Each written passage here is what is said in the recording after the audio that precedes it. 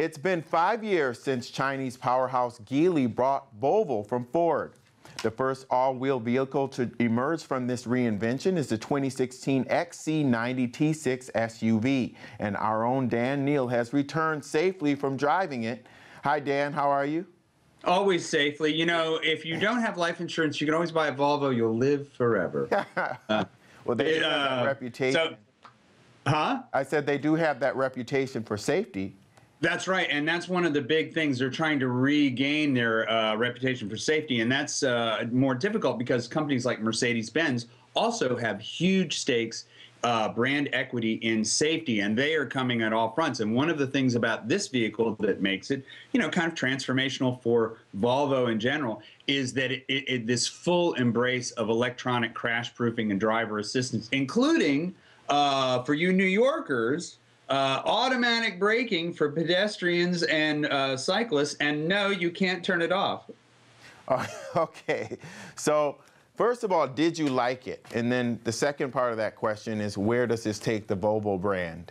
Yeah, the latter half, I think it's great. It's really interesting to me that Geely, you know, a Chinese multinational, has treated Volvo so well. They raised $11 billion in capital, reinvested the company, and then sort of said, "Here you go, Sven, make it happen."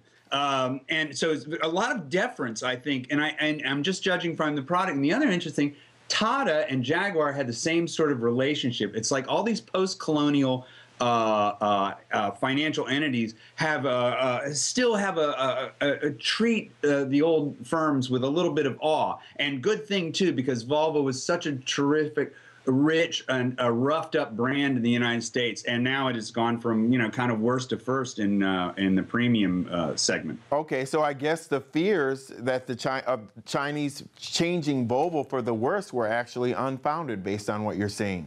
Yeah, well, there's a lot of hysteria about that generally, as if people are, oh, I don't want a Volvo built in China. They're not going to build them for the U.S. in China anyway. That's a kind of a racist attitude, because they can build anything and everything in China just as well. Your phone is made in China. About 90% of everything in your house is. So the objection of Chinese-made Volvos is really doesn't stand up. Okay, but it feels Swedish then? Yeah, it couldn't be more Swedish if it burned lutefisk. It has, for example, it has Orifor's crystal gear shift.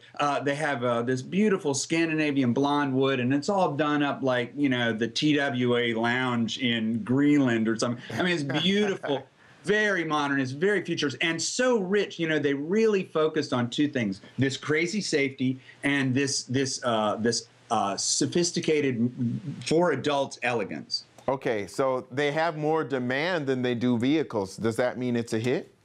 Yeah, well, it's still early, you know, but this is definitely make or break. It's full-size SUV, especially in the United States. You know, demand has been really strong. Like I said, I drove this thing in Monterey. People were going ape over it, and I just like the fact that the brand is counter narrative to the Mercedes, Germans, and the Asian SUVs. This thing's really got strikes an entirely different pitch, and it is just lovely. All right, Dan, always love your reviews. Thanks a lot, buddy. All right, thank you, man. See you.